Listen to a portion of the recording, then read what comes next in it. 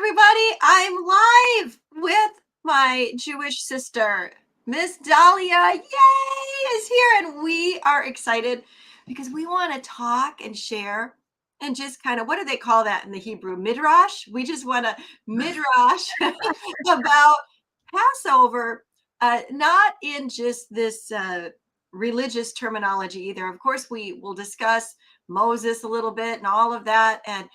And because that retelling is important, it's important because it makes us remember, that we're loved by God, and that the impossible really isn't impossible, but also that we're better together, because as Israel came together and moved forward, I look at what happened from Red Sea parting and all kinds of stuff, but also the significance prophetically of Passover and in this season that we're in.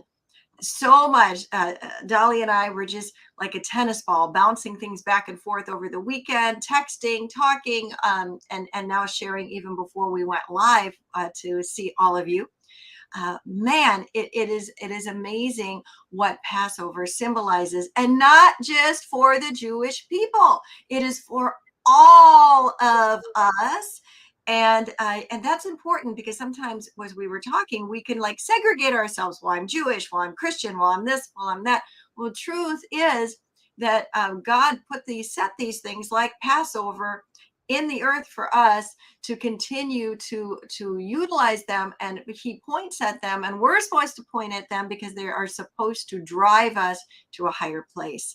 And so I want to just thank you, Miss Dalia, for being here today. And if you guys have comments, put them in the comments, so that I'm going to just click my comments so that I can make sure that I'm seeing them.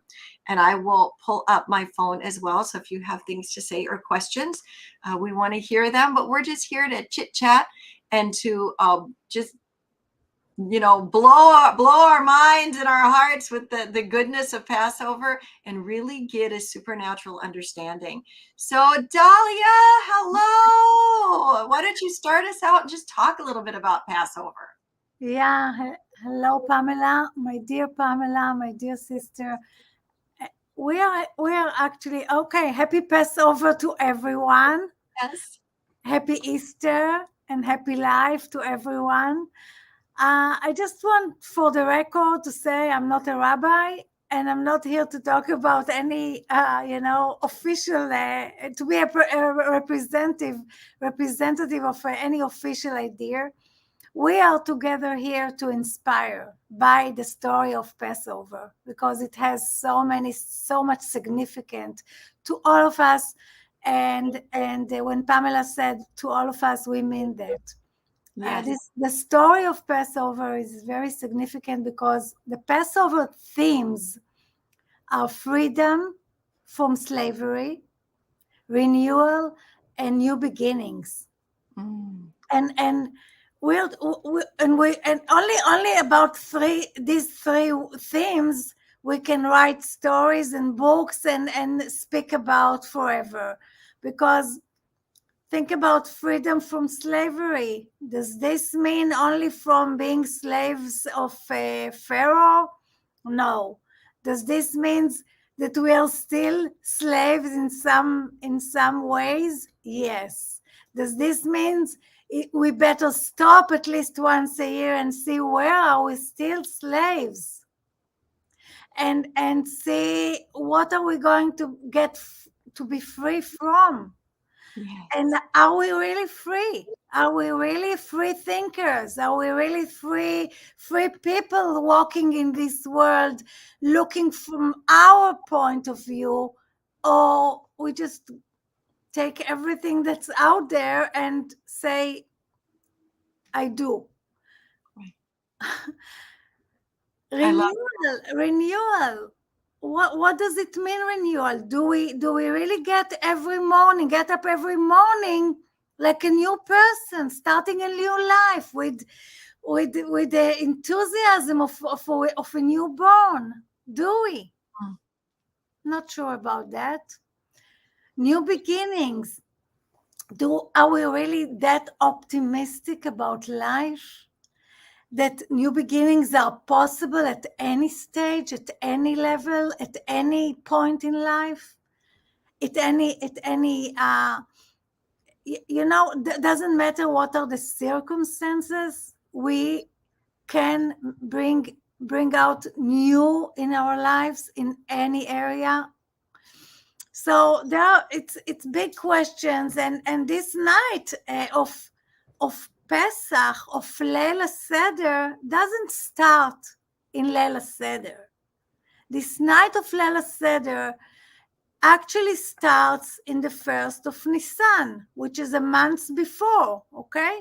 And no, it starts, a month before the night of the Seder, which means, and we start cleaning, okay? Cleaning our home. We start cleaning and renewing and throwing out everything that's not in use or not in good energy, and replace the energy in our home and the place that we live in. But while cleaning the home, we should clean inside too. Yes. Think about things, be aware of things that we don't need anymore, that we want to get free from, that are keeping us in a place that we don't really want to be, and to enable, first of all, to clean. What does it mean to clean? To free space, right? Yes. If Oh, you want, that's so good. Go if you ahead. if you want to download new program into your computer, there is no space, you first have to free some space so you can download a new awareness, a new um, um, possibilities into your life. Because if it's all clogged, I mean, there is no space. So there is a month of preparation before you come into this place, into this point, to just empty space, get rid of some old stuff that you don't really need anymore. You're done with it, and out of awareness, prepare yourself to be ready for this special night. Leil Seder. Leil, which means night. Seder means order. Okay, a new order. Okay, it's to order yourself, and it's to reorganize your life. Okay, so and when we clean, I just want to get back a little bit. When we clean, is to clean emotions, to clean old thoughts, to clean traumas, to clean to maybe look at some of our qualities, or I would say some of our automatic behaviors that we recognize, and we say, I better live without that. I better change it to this or that, something that will support you better, that will encourage you better, that will make you more happy, more friendly, more healthy, more, I don't know, anything that you want to better in your life.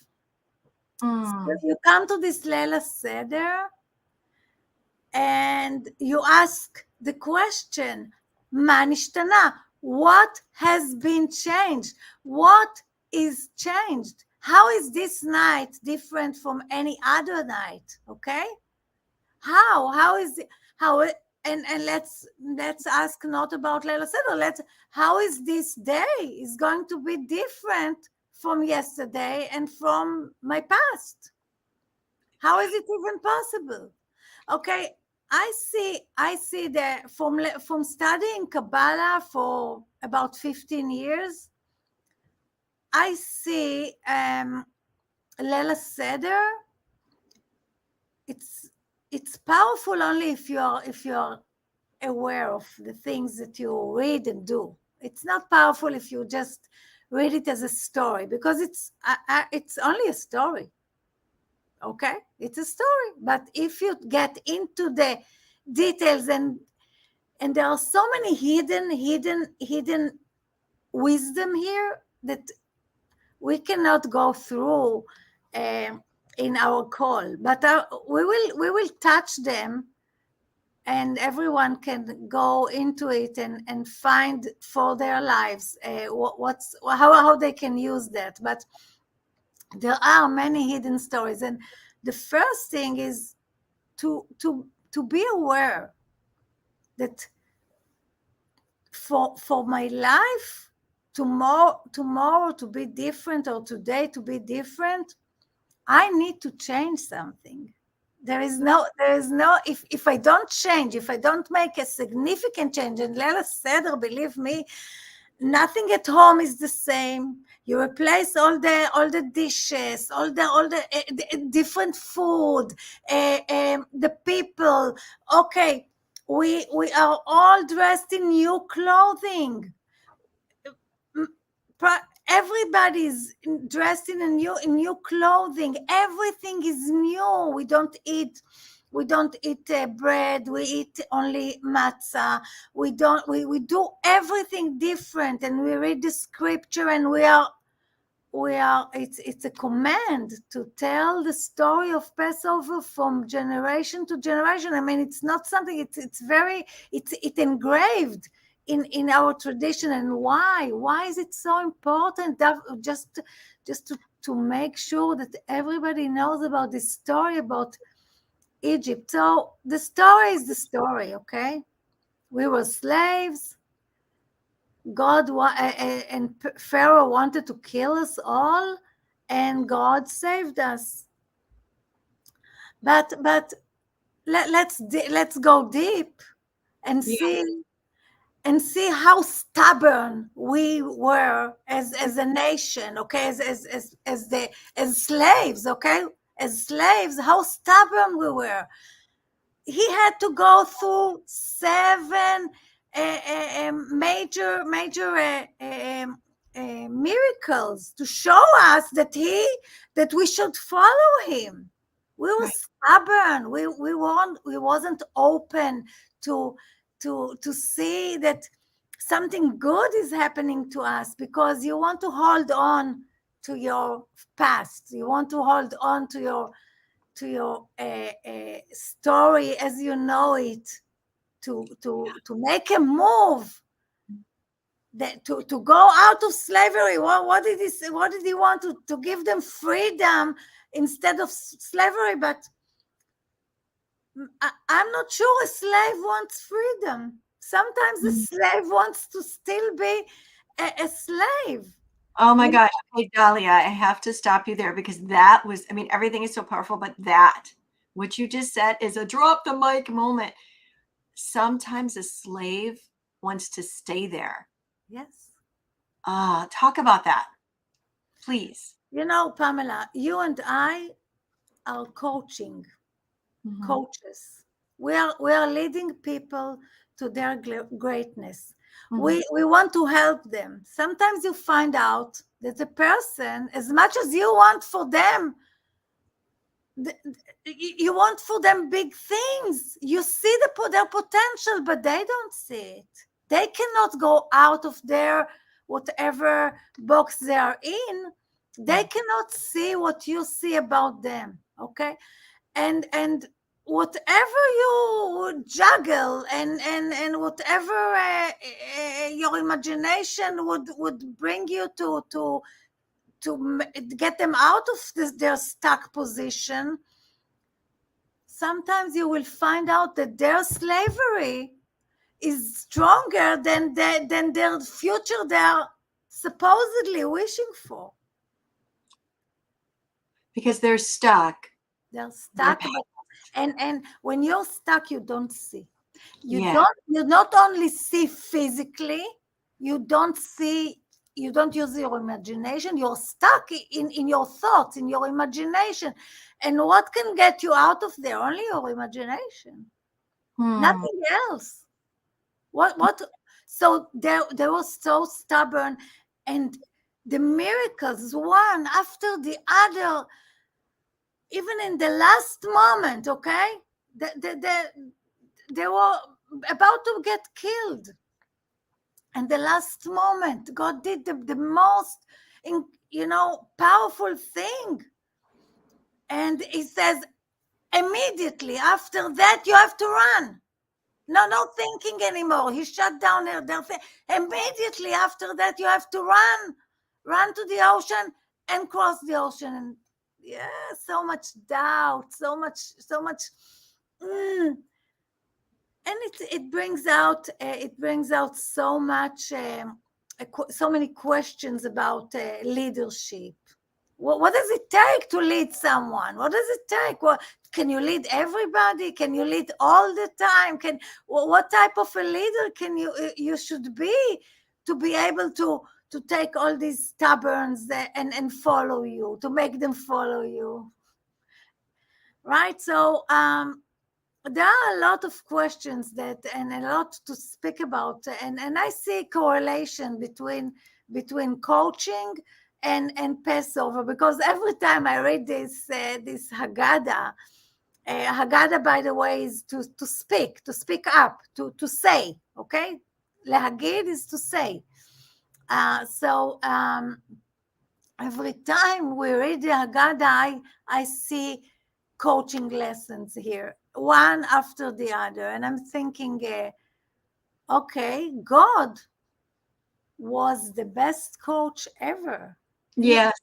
I mean, he was, and okay, and so they crossed the ocean, and the biggest miracle ever, the ocean just opened up and let them go with their horses and carriages and everything, and they come out on the other side to the desert. And then He makes them go 40 years on the desert, on a journey of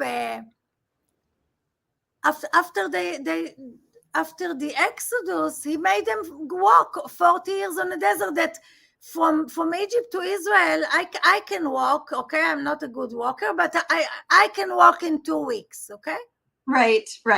and if you have a horse, 1 week. Mm-hmm. But He made them walk 40 years. What for?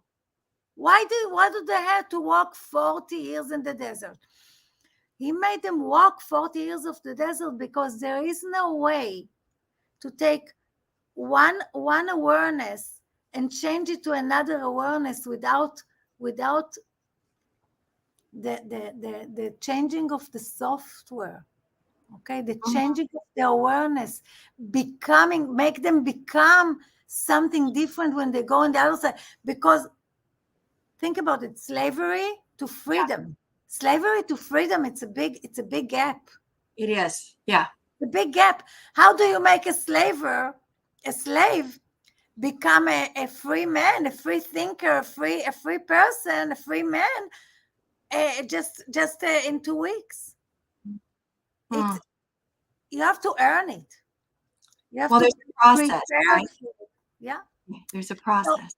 And there is a process to change, It's not a chip that you change. It's a process of, okay, so of course you see the stubbornness, you see the old programming coming out in the desert, in all the story, and you still see miracles. You see miracles that today we cannot do. You see, the manna was provided to them every day. This is the most highest technology ever created. We don't have this technology today. He could pick up something to be whatever you want to be. This is the manna. The manna was nothing, okay? And if you wanted a steak, it would become a steak. If you wanted the ice cream, it would become an ice cream. If you wanted a scrambled eggs, it will become a scrambled eggs. This is a technology we don't have today, but we had it 3,000 years ago. Mm. Because there was no kitchen and no refrigerators, and they were walking on the desert from one point to another. This is the only thing, and they were complaining about that too. Yeah. They were constantly complaining about. I wish I could have that now. Right. Yeah. But Right. it's more, yeah, but it's more than that. It's even more than that. It's even more profound. And why I'm saying that? Because think about it. We know the human ability, the higher human ability is to create anything. We have the ability to create anything, right? So true. And he wanted to show them that they actually can create anything, because when we were in heaven, okay, each one of us, we could think about something and create it right away. Sure.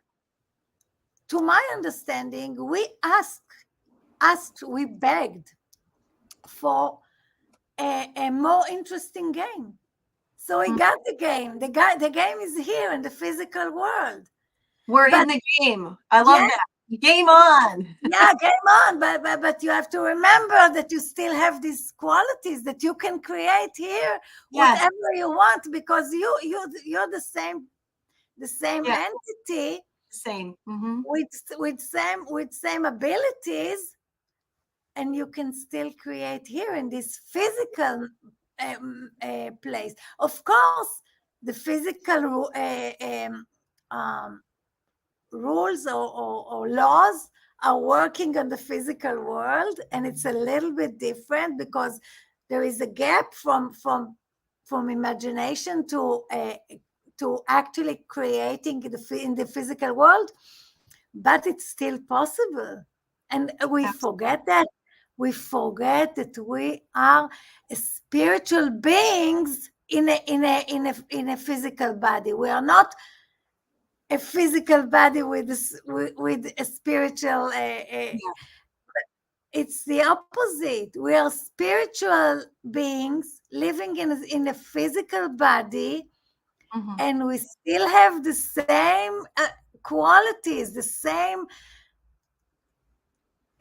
great, the same abilities to create whatever we want to. But it's still, it's the it's the connection Mm. between the two entities. It's You have to make them one again.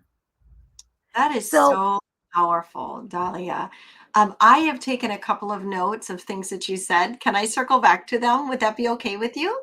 absolutely, Oh my I'd love. gosh, I'm so excited. First of all, this is so good because when we're told that the practice of Passover is supposed to continue, a lot of times people don't understand, well, if they weren't brought up Jewish, what does that mean? How do I continue it? Right? You have given such understanding and taken us to school here. And so some of the notes that I wrote down was about the cleaning, because yeah, that is something that is really where the whole idea of spring cleaning came from. That's where it came from.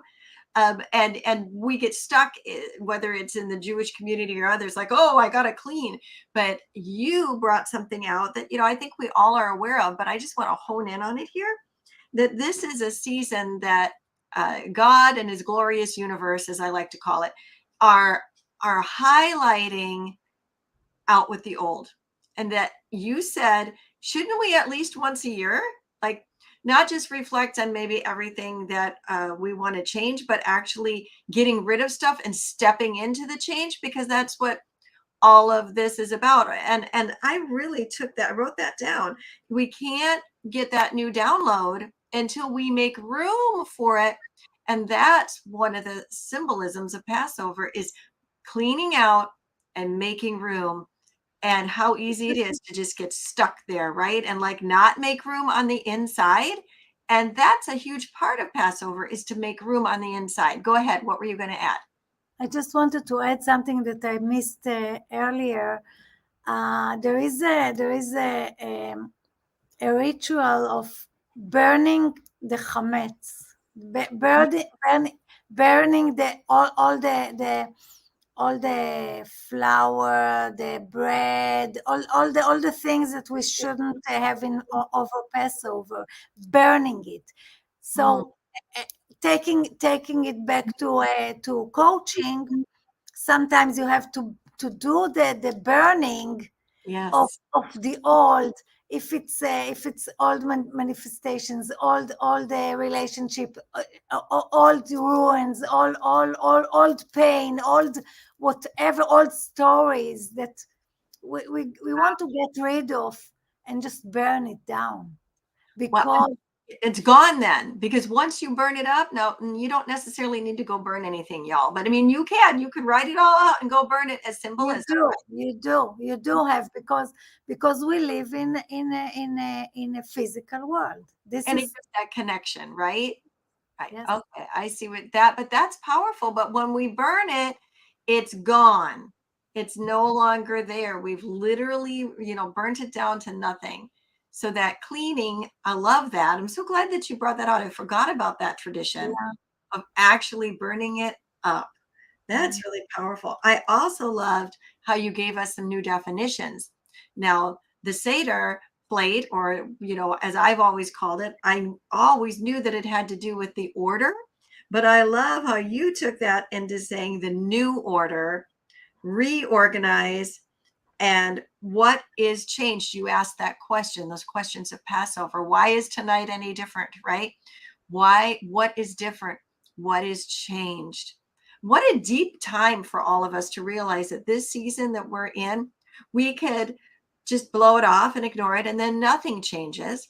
We could honor it as simply that is strictly a religious, and that's good that it is something religious for you, but there's, and even spiritual for you, because it is. But now we can take it and take that spiritualness, all that it means, and personalize it, and not in a selfish way, just for me, but realizing that the more we're willing to change, we're willing to clean out, right, Dalia? That we're willing to say, hey, how am I going to be different going forward? What's different? What's changing in me?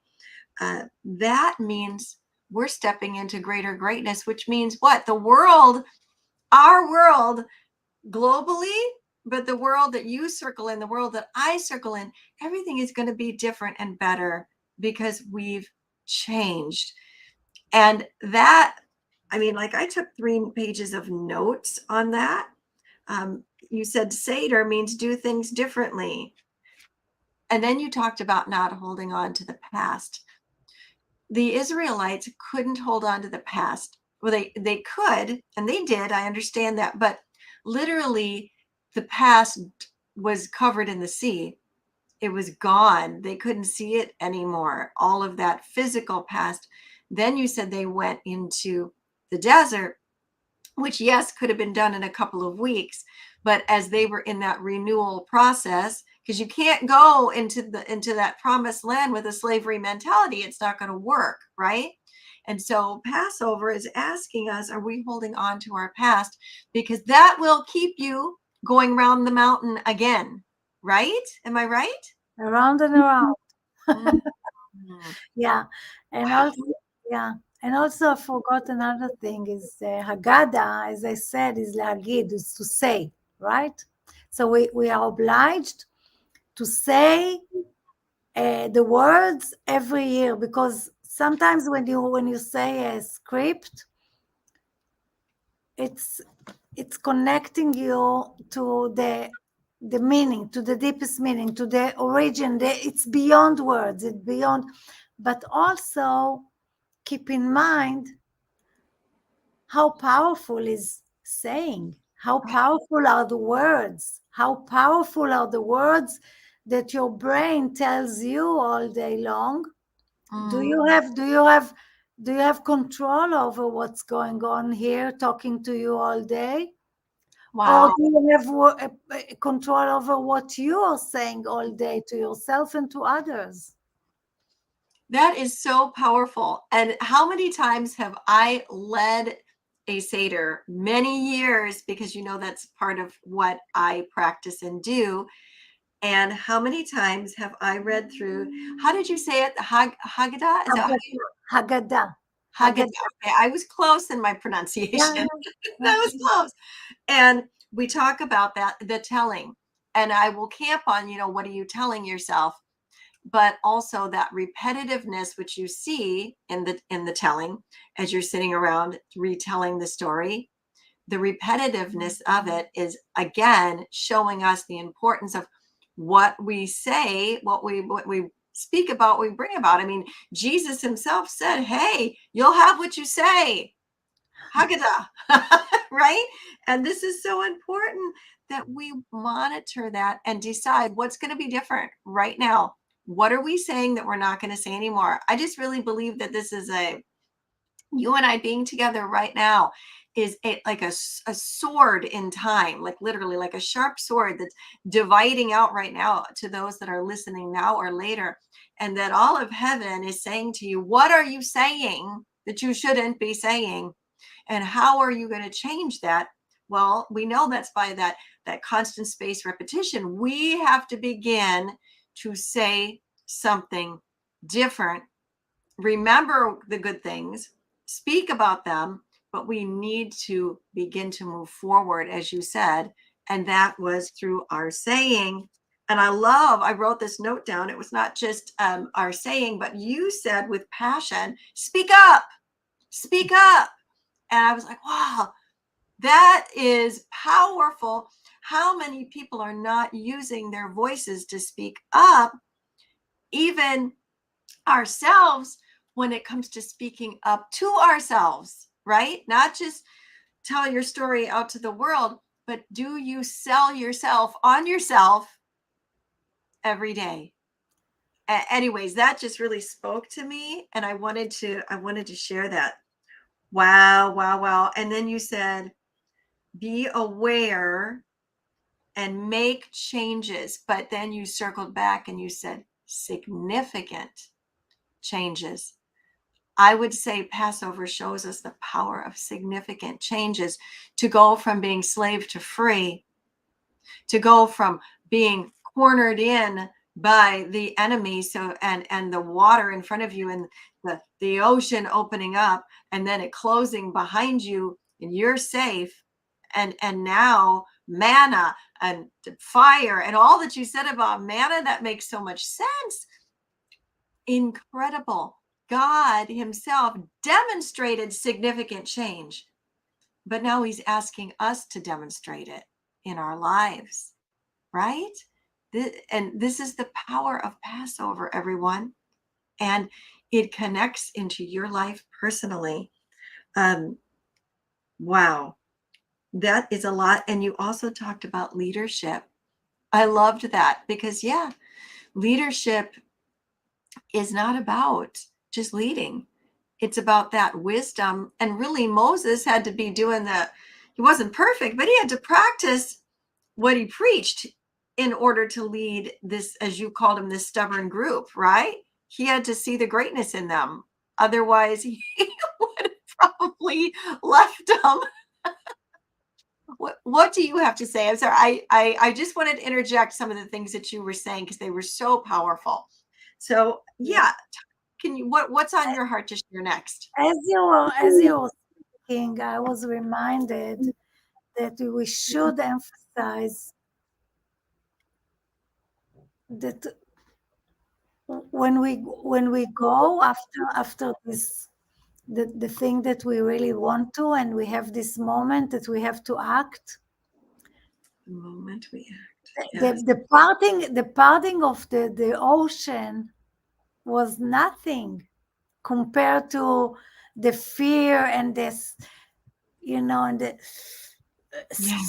stuckness, and the unknown. It was nothing when we when you actually think about it, all the fear that we have and all the thoughts and all the worry are, was nothing at the end of it, because it's all about just giving yourself the the chance, the Oh, that's just so good. moving forward, and maybe you can, yeah, you can take it from here and But say, I feel that. I feel that the we're not minimizing the parting of the Red Sea, the parting of the ocean. We're not minimizing that. But can you imagine? Okay, Dalia, here we are. Let's go back, a few generations. And there we are. I would be blessed to stand next to you, and we see the Red Sea open. Now, that is a miracle. But yes, maybe a bigger miracle is that Israel stepped in. I think I'd be a little bit nervous. Has anybody here been nervous about that or scared to step into the unknown? To when that door of opportunity opens, to step in. And you're so right, because they couldn't just lollygag. I mean, they had to make a step, and they had to run, right, because the past was running up behind them, and they needed to run. and to block this, to block the thinking, to block the, oh, what's going to happen, to block that, you have to run You into it. do. You have to put on blinders, don't you? And here they're running. And isn't that what happens? There's these little dog and pony shows over here. Here's the water. It's going to come down on you. And you hear those footsteps behind you. The past is catching up with you. And you need to run into your next. You You need need to to run. run into You that need to opportunity. run. You Oh need my to run. gosh. You have this hint, you have to run into it. You Yeah. have to run into it. Yes. Passover is about running. When that door, I wrote down, when the water parts, it's your moment to act. You don't hesitate. You run You run. towards it. You You know? run. Yeah. You Oh, run. oh, I got And goosebumps. That is so powerful. I believe, I'm not sure how your audience or our audience are going to react to that, but I believe I was there with all the people when the Ten Commandments were given. Mm. I Oh, was there. I was there. yeah. In the spirit, we are all connected, and we all are eternal. So, I right? was there. I was Absolutely. there. I remember the moment. Mhm. Let's talk about leadership. Yes. Moses, okay, Moses. He couldn't speak. Right. He And couldn't oh, will speak. you say his name in Hebrew for us so people could hear it? Moshe, Moshe. Moshe. Mhm. Thank you. So Moses couldn't speak. And you don't think about a leader as someone that cannot speak, right? A leader should be speaking, telling you what to do, telling you, sharing ideas, philosophy, and Moshe was, Yeah. who wants to listen to someone like that? And Moses was the best leader for this time, Yeah. because he was very modest. He was very compassionate. Mm. He was arguing with God to give them another chance and another chance and another chance and another chance. He gave his life for them. He Yeah. didn't care about anything. He just wanted them to succeed. And at Yeah. the end of the day, he was not able to get into Israel, to Right. get the promised land. And you come to think about it, and you say, but he was the leader. He gave them everything. Okay, but it wasn't about him. It was all about them. It was all in service, full service, nothing about himself. Oh, say it again. Say it again. When you're a leader, all you're supposed to do is to lead out of service, to be of service. Boom. You are only the vehicle, the there's someone that's there to enable something in the world, but nothing is for you. Nothing is about you. It's not about your ego. It's not about your accomplishments. It's not about anything. Of course, you gain something in the process because your spirit is in a higher place now when you gave such a service. But Yeah. it's nothing to sell. Nothing that anybody else can buy. Right. Yeah, it's and this is a leadership. I think the highest leadership example, I because agree. you're 100% about the service that you're supposed to be. He was of service to God and of service to the people. He was, and I wish that our leaders these days would be all for the people, and the people's interest would be the most important thing, and not their interest, their personal interest, or anything about their gains. That's Leaders, powerful. And you know, as you're saying that, this is what is bubbling up in my heart. It was the servant leadership of servant, Moses, of Moshe, that was utilized for the miracle of leading the people of the red parting of the Red Sea. And you yes, know, it was what was in his hand, right? God said, put forth your hand. And it wasn't that he had a staff, like, oh, okay, we all got to walk around with a staff in our hand. No, it was his gifting and his calling. That's what he was putting forth. And it was that gifting surrendered to that leadership of servanthood that you're talking about. It was through that leader and that gift surrendered that the miracles transpired. So when we see leaders that are willing to put forth their, what's in your hand, that's what I'm going to use. What is in, which means what is your gifting, what's your talent, what's your ability? If you'll surrender that, there's going to be miracles that are going to be had. And so I'm thinking about, as you said, different leaders that are not doing that. We're not going to see that, those miracles through their hands, so to say, but it will be through the hands of those who have a heart like Moshe. That's where we are going to see the miracles transpire. I always have found it amazing that God is God, and he could have just said, sea part, but he didn't. He said, I'm going to do it through you. What's in your hand? That's what I'm going to work with. So, like, everybody, look at your hand, and it's not, this is a symbolic thing. And think about, what is it that you do? What is your gift? What is the greatness in you? Stretch that forth. And that was an act of obedience and surrender. Come on, who stands on a rock or whatever, wherever he was at that moment, over then goes, ugh, I mean, that was an act of obedience and surrender. And that parted the sea. And Dalia, it wasn't just for Moshe, like you said, it was for all of Israel, all of us. And I love in the Ten Commandments movie with Charlton Heston. I don't know what it was like on that day, but you see Moses standing up in that high place with that staff out, and all of Israel going in. And I had that visual as you're speaking, because you said it's not about you.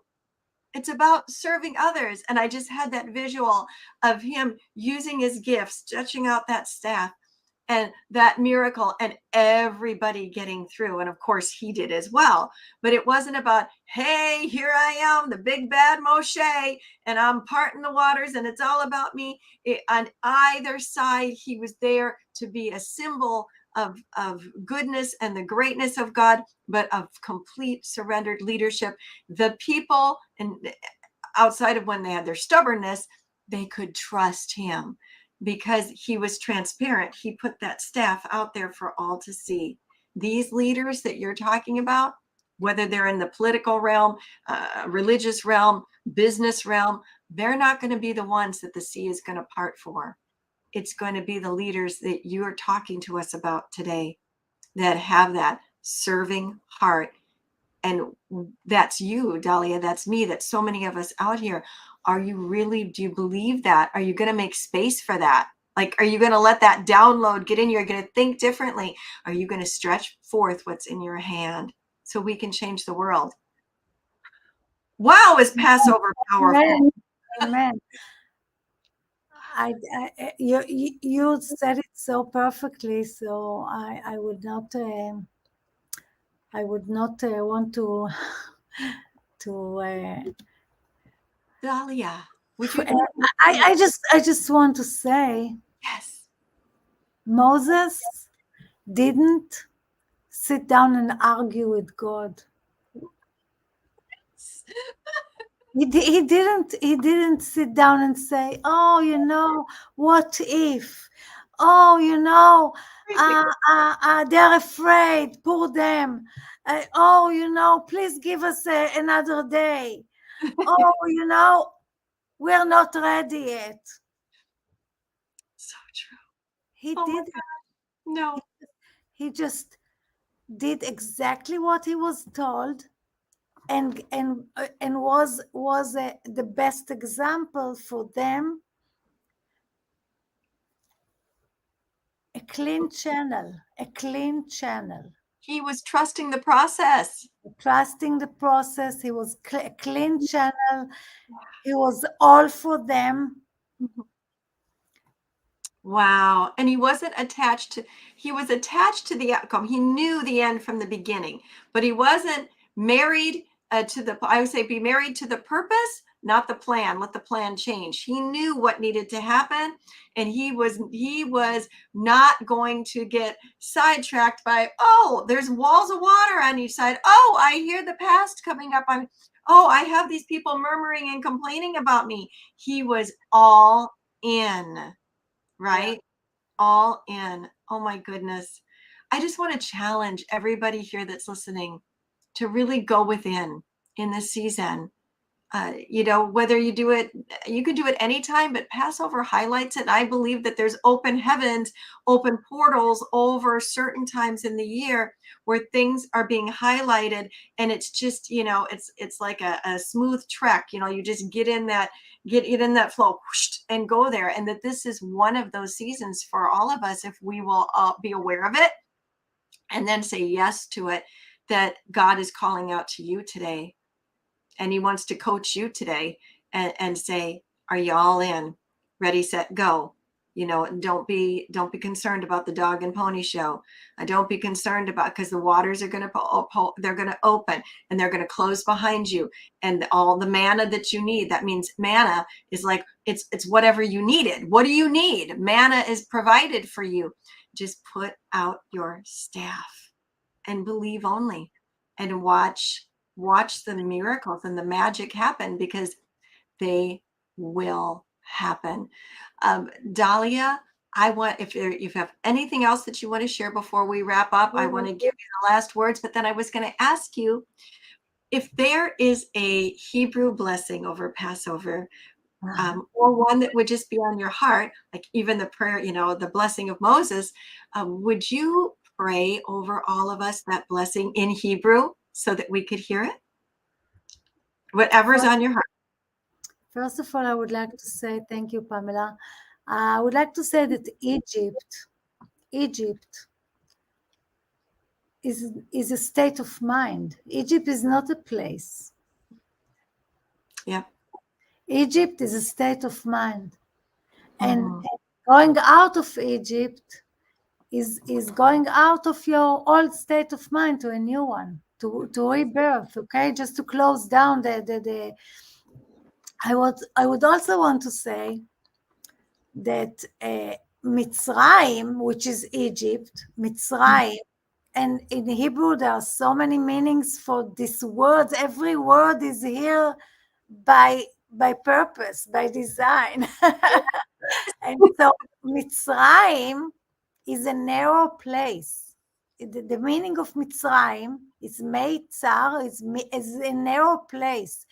And when a baby is born, he's going out of a narrow place. So you are reborn over Passover. Yes. Wow. Yes, Pamela. Yes, I see you, and I see that you are newborn. New beginnings. New beginnings. I see that, and I just want to say, yes, a narrow place can be a little bit. I have to push myself through, but when I do this push, and it's a matter of minutes, I wake up to a new world. Yes. And it's worth it, because a newborn, everybody that holds a baby in his arms knows what does it mean. It's a new future, a new world, a new beginning, a new opportunity, a new everything. It's a whole world in your hands, a whole world in your hands. Yes. Whole new world. A Press whole new world. through that narrow place and into the new world. Here and here. I just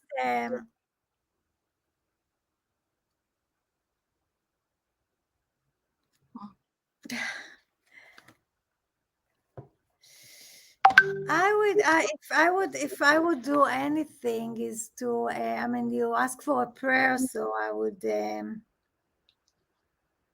Well, I love hearing the Hebrew language. So, some people's romance language is like French, mine's Hebrew, okay? It's my heartbeat. It's a prayer of it's a blessing about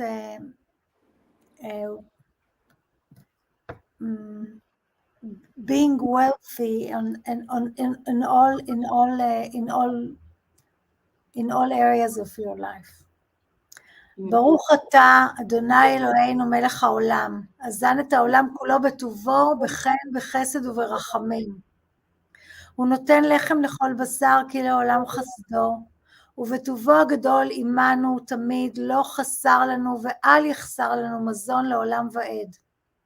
בעבור שמו הגדול, כי הוא אל זן ומפרנס לכל ומיטיב לכל ומכין מזון לכל בריאותיו אשר ברא, כאמור פותח את ידיך ומשביע לכל חי רצון. ברוך אתה אדוני אזן את הכל. There is only one source for everything. And when you're opening up, say your be grateful and thanks for everything that you have, and everything that you have shouldn't be only the material things that you have right now, but everything that you have. Yes. Your life, your breath, your health, and everything else that you have and you want to and you wish to thank for, and also the things that you think you don't have, but they are here, just waiting for you to reveal.